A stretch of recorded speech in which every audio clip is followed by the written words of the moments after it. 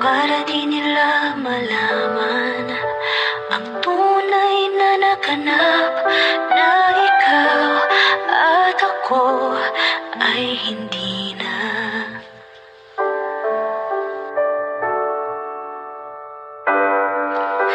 Ininsayo pang mga ngiti para di halata.